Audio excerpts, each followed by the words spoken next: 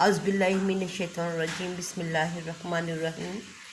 پیاری طالبات، ہم لوگوں نے نبی کریم صلی اللہ علیہ وآلہ وسلم کی زندگی کے بارے میں جو ابتدائی معلومات تھی وہ پہلے لیکچر، اس سے پہلے جو لیکچر تھا اسے میں نے بیان کی تھی، اور اس لیکچر میں مجھے یہ بتانا ہے کہ نبی کریم صلی اللہ علیہ وآلہ وسلم کی زندگی کا مکی جو دور تھا اس کا دوسرا دور کون سا تھا جس میں نبی کریم صلی اللہ علیہ وآلہ وسلم کو نبوت ملی۔ تو اس دور کو میں نے تقسیم کیا ہے مکی زندگی کا دوسرا دور، اور اس میں ہم دیکھیں گے کہ نبی کریم صلی اللہ علیہ وآلہ وسلم کی، اب ہم نے جہاں تک میں نے وہ لیکچر دیا تھا اس میں ہم لوگوں نے یہی پڑھا تھا کہ نبی کریم صلی اللہ علیہ وآلہ وسلم اپنی صداقت، امانت اور اپنی عقل مندی کی وجہ سے شروع ہی سے تمام لوگوں سے ممتاز تھے، اور اب جب کہ نبی کریم صلی اللہ علیہ وآلہ وسلم کی عمر مبارک 40 سال کی حد میں جب سے آنے لگی تھی، 35 سال کے بعد والی جو زندگی تھی اس میں ہم دیکھتے ہیں کہ نبی کریم صلی اللہ علیہ وآلہ وسلم صادق امین کے نام سے مشہور ہو گئے تھے، اور اس کے علاوہ نبی کریم صلی اللہ علیہ وآلہ وسلم فطری طور پہ بتوں کی عبادت کو پسند نہیں کرتے تھے، اور کبھی بھی آپ نے کسی بت کی عبادت یا ان سے کوئی دعا نہیں مانگی تھی، اور اس کے علاوہ جو عربوں کی مختلف سرگرمیاں تھیں، مشاغل تھے جو کہ جاہلانہ طریقوں پر تھے، آپ صلی اللہ علیہ وآلہ وسلم نے کبھی ان کے ساتھ، اپنے ساتھیوں کے ساتھ ان میں شرکت نہیں کی تھی۔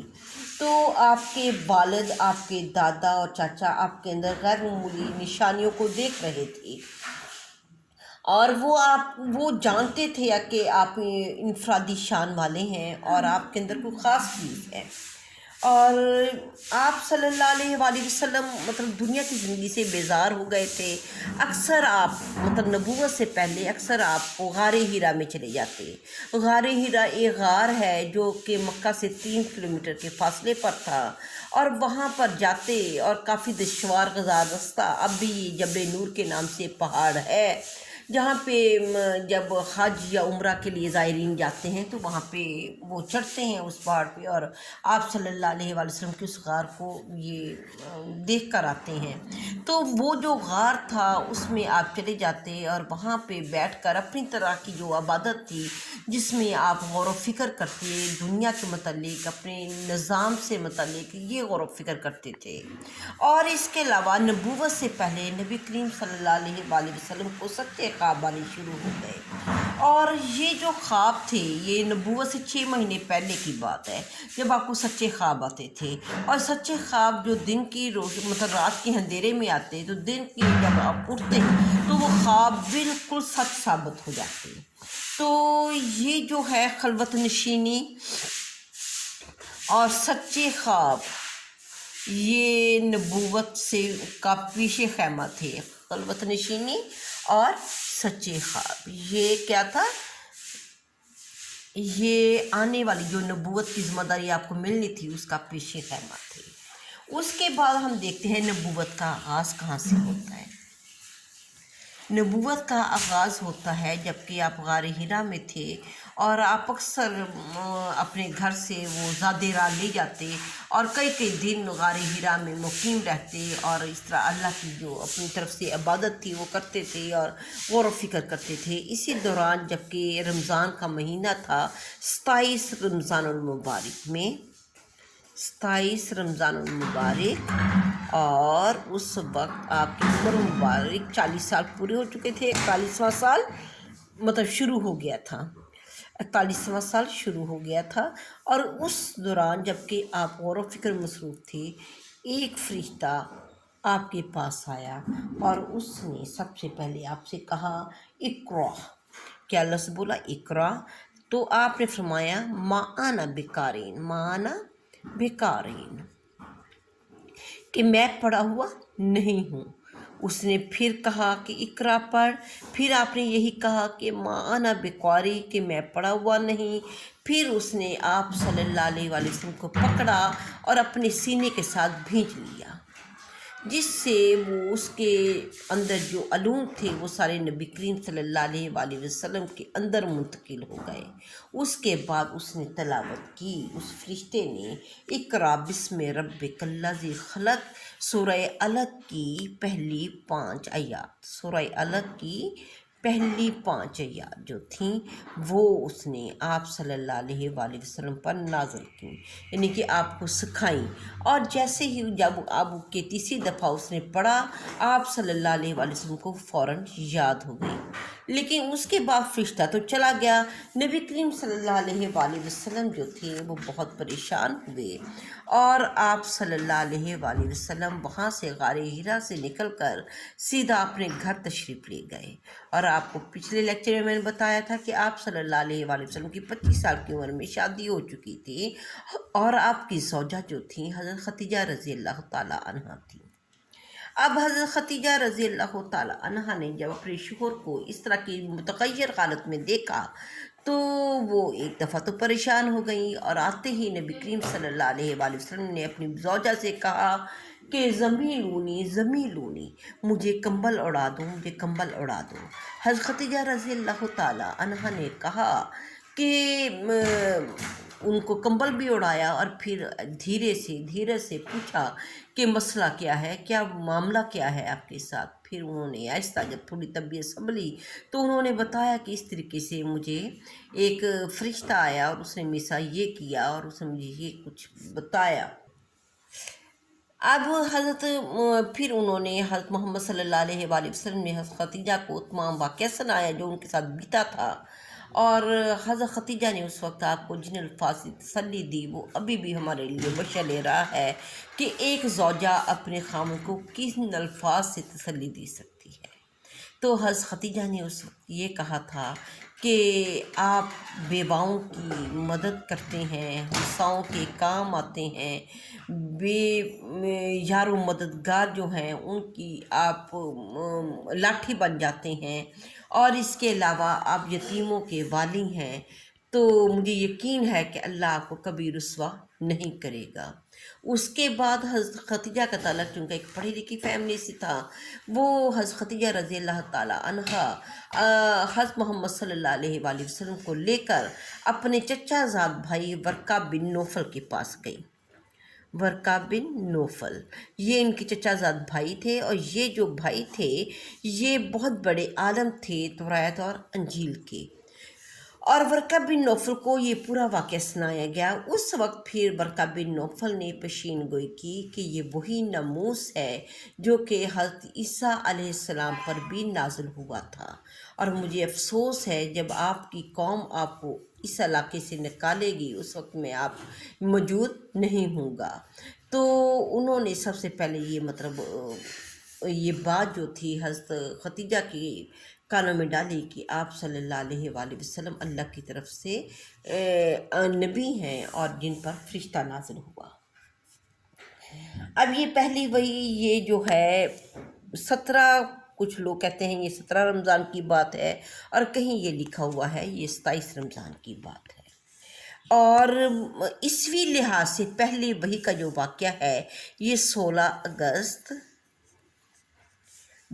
610 عیسوی کو پیش آیا۔ یہ کب پیش آیا؟ یہ 16 اگست 610 عیسوی میں پیش آیا۔ اس کے بعد حضرت محمد صلی اللہ علیہ وآلہ وسلم کے پاس 6 ماہ تک پہلی وحی آ گئی، اس کے بعد 6 ماہ تک کوئی وحی نہیں آئی، اور یہ جو 6 ماہ کا عرصہ تھا جس میں وحی کا سلسلہ رک گیا پہلی وحی کے بعد، اس عرصے کو فترۃ الوحی کہتے ہیں، وحی کا رک جانا۔ اس عرصہ میں نبی کریم صلی اللہ علیہ وآلہ وسلم کافی پریشان رہتے تھے، اور آپ صلی اللہ علیہ وآلہ وسلم قدرتی طور پہ وحی کا انتظار کر رہے تھے کہ یہ دوبارہ سلسلہ مجھے کیوں نہیں مل رہا، اور 6 ماہ کے بعد پھر سورہ مدثر کی یہ آیات نازل ہوئیں، یا ایھا المدثر قم فانذر وربک فکبر وثیابک فطہر والرجز فہجر، کہ اے چادر اوڑھنے والے اٹھ، اپنے لوگوں کو عذاب الہی سے ڈرا، اپنے رب کی بڑائی بیان کر، اپنے لباس کو صاف رکھ اور گندگی سے دور رکھ۔ اس کے بعد سلسلہ جو وحی کا تھا یہ چل نکلا، اور نبی کریم صلی اللہ علیہ وآلہ وسلم کی وحی کا یہ سلسلہ پورے تقریباً 23 سال تک، یعنی کہ آپ کی صلی اللہ علیہ وآلہ وسلم کی وفات تک جاری رہا۔ اور یہ وحی جو ہے مختلف طریقوں سے آتی تھی۔ کبھی آپ صلی اللہ علیہ وآلہ وسلم کو گھنٹے کی آواز سنائی دیتی تھی، اور کبھی آپ صلی اللہ علیہ وآلہ وسلم کے پاس فرشتہ آتا تھا، اور کبھی فرشتہ جو تھا انسانی شکل میں آتا تھا، اور کبھی اللہ تعالیٰ نے بغیر کسی واسطے کے، جیسے معراج میں آپ تشریف لے گئے تھے اس طریقے سے بھی آپ سے ہم کلام ہوئے۔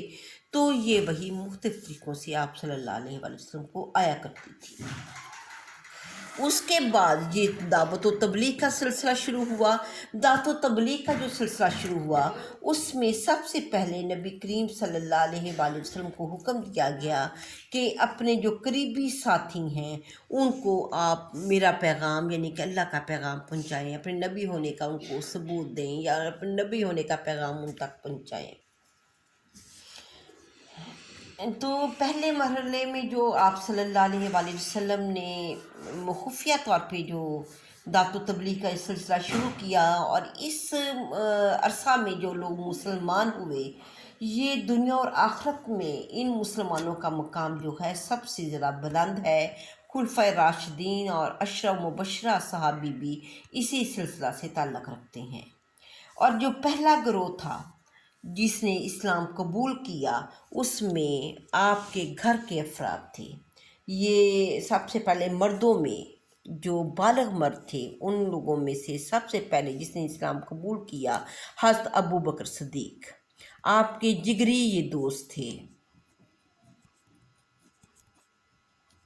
حضرت ابو بکر صدیق رضی اللہ تعالیٰ عنہ۔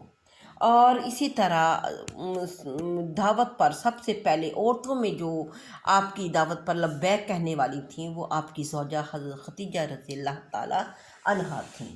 اور اسی طرح غلاموں میں سب سے پہلے عورتوں میں کون تھیں؟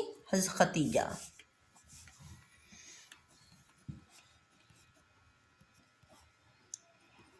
اور غلاموں میں حضرت زید بن حارث۔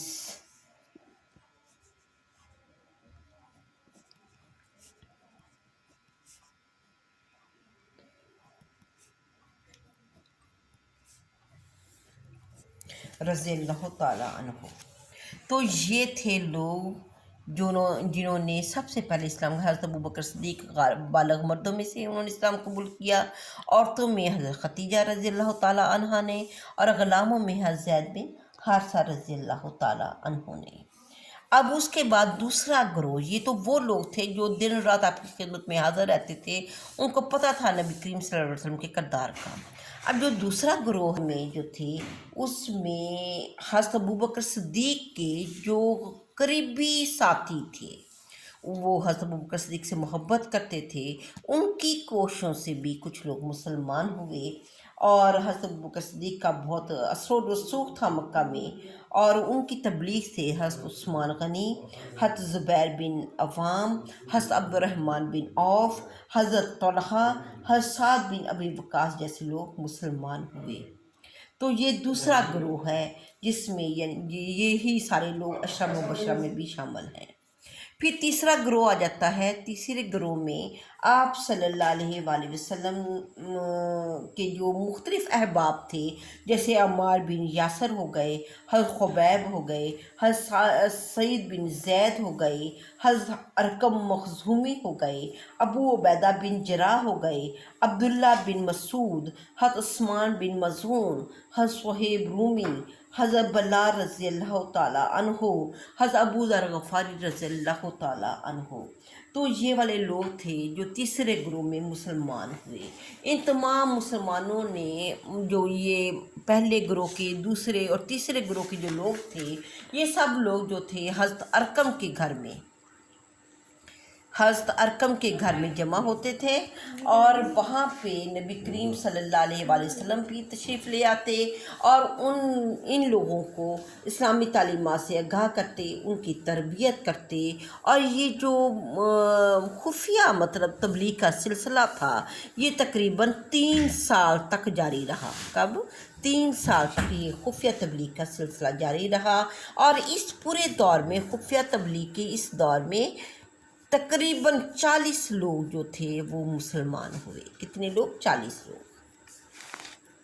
अब दूसरा मरहला शुरू होता है जिसमें था अलानिया। पहले तो नबी करीम सल्लल्लाहु अलैहि वसल्लम ने मतलब अपने साथियों, ये 3 लोगों को, इन 3 लोगों ने, फिर बाकी लोगों को, फिर इस तरह ये कुछ कितना सिलसिला शुरू हो गया? 40 लोगों का। उसके बाद था अलानिया। फिर अल्लाह ताला ने चौथे साल में आपको हुक्म दिया कि जो फसदा बेमा तुमारू, फसदा बेमा तुमारू, कि जो आपको हुक्म दिया जा रहा है इसको आप अलानिया अल्फाज से इनको अलानिया बयान करो। तो इस तरह एक मुश्किल और कठिन दौर का आगाज़ होता है।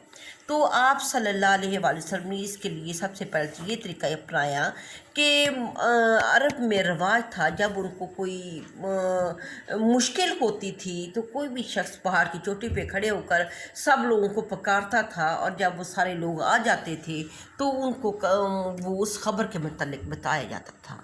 तो आप सल्लल्लाहु अलैहि वसल्लम ने वही मतलब तरीका अख्तियार किया।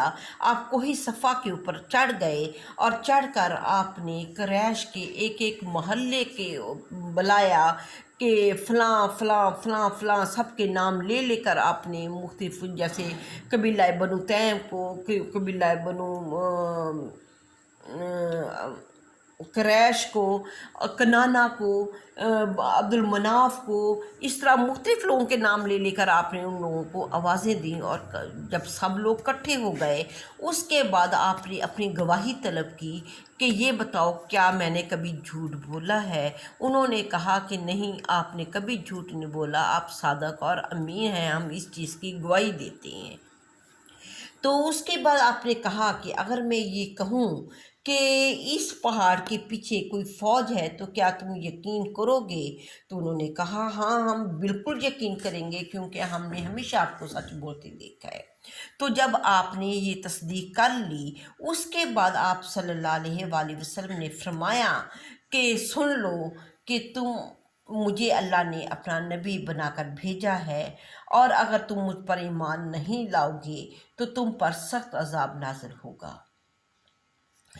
तो जब लोगों ने ये मतलब आपको पैगंबर बनते हुए देखा तो क्रैश थे, ये इतने पढ़े लिखे लोग नहीं थे, इतने समझदार लोग नहीं थे। तो अबू लहब भी इनमें शामिल था, जो कि आपका चचा था। ये उन्होंने आपको बुरा भला कहना शुरू कर दिया और कहा कि आपने खामख्वाह हमें ज़हमत दी और हमारा वक्त ज़ाया किया। उसके बाद आप सल्लल्लाहु अलैहि वसल्लम ने तबलीग का आगाज़ अपने ख़ानदान से करना शुरू किया। आपने ये किया कि अपने ख़ानदान की दावत रखी, जिसमें कबीला क्रैश के तमाम छोटे बड़े लोगों को आपने बुलवाया और उनको खाने के लिए बुलवाया। जब सब लोग आ गए, खाना खा लिया, उसके बाद आप सल्लल्लाहु अलैहि वसल्लम ने अपनी नबूवत का ऐलान किया कि मुझे अल्लाह ताला ने इस तरह नबी बनाकर भेजा है और मुझे हुक्म दिया गया है कि मैं एक अल्लाह की इबादत की तरफ लोगों को राग़ब करूं, और जितने भी झूठे माबूद हैं, ये बुत परस्ती है, उनको छोड़ने का मैं तुम्हें अल्लाह की तरफ से ये मतलब कहता हूँ कि इनकी इबादत का कोई फ़ायदा नहीं, तुम सब लोग अल्लाह की इबादत करो। तो उस वक्त और फिर आपने कहा कि ये एक कठिन काम है, तो मेरे ख़ानदान में से कौन कौन से लोग मेरे इस कठिन काम में मेरे साथी होंगे? तो तमाम ख़ानदान को चुप साध ली, कोई भी ना बोला। ऐसे में आपके चचाजाद भाई हज़रत अली, जो अबू तालिब के बेटे थे और उनकी उम्र उस वक्त 10 साल की थी, उन्होंने कहा अगरचे मेरी टांगें पतली हैं, मैं नातवा हूँ, लेकिन इस कठिन काम में मैं आपका साथ दूंगा। तो इस तरीके से बच्चों में सबसे पहले हज़रत अली ने इस्लाम कबूल किया। تو یہ ہے قریش کا رد عمل اب کیا تھا۔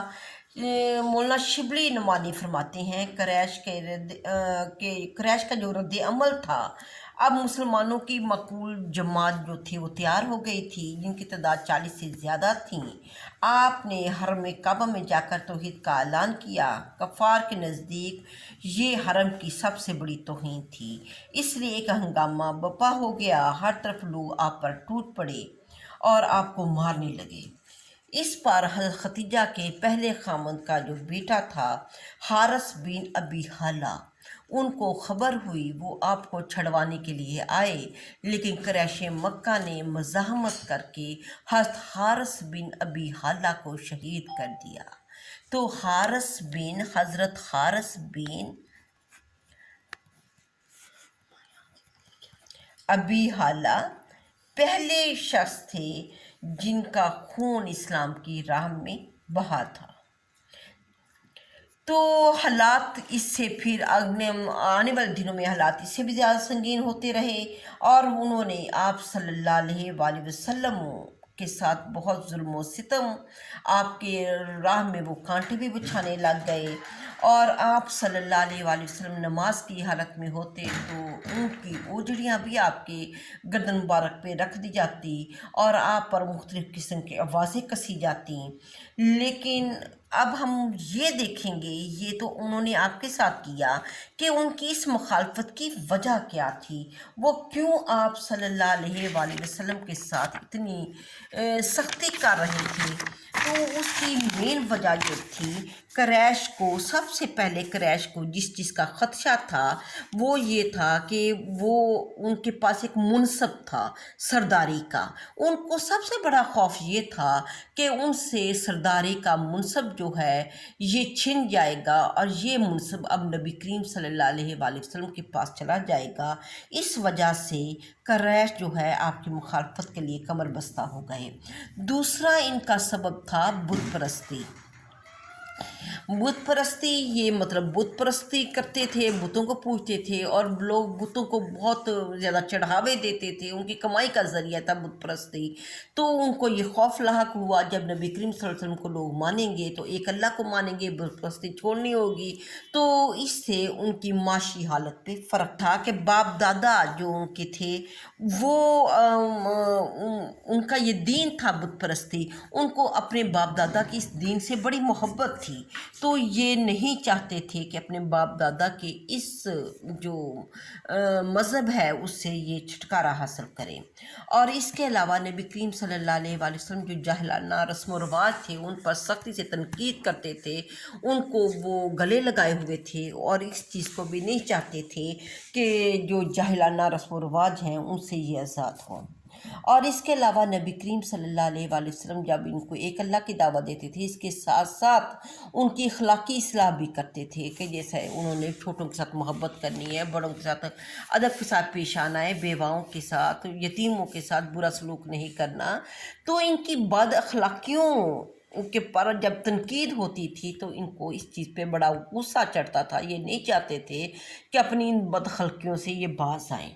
اور اس کے علاوہ قریش میں مختلف گروہ تھے، تو یہ جو قبیلے تھے قریش کے، تو ان میں بنو ہاشم کے فرد کے اوپر اللہ تعالیٰ نے یہ نبوت کی ذمہ داری ڈالی تھی، تو بنو ہاشم سے رقابت کا ایک جو جذبہ بھی ان کے اندر تھا، اس وجہ سے وہ نہیں چاہتے تھے کہ بنو ہاشم کے فرد کو، اور ایسا فرد جو کہ یتیم بھی ہے، اس کی وہ اطاعت کریں۔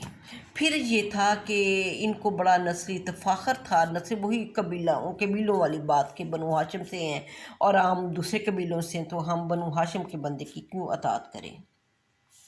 پھر نبی کریم صلی اللہ علیہ وسلم ان کو مساوات کا سبق دیتے تھے، اور مساوات میں کوئی بھی غلام جو تھے وہ بھی ان کے ہم پلہ ہوتے تھے، تو اس چیز سے ان کو بڑا خوف تھا کہ ہم امیر و غریب ایک ہو جائیں گے، غلام اور آقا ایک ہو جائیں گے۔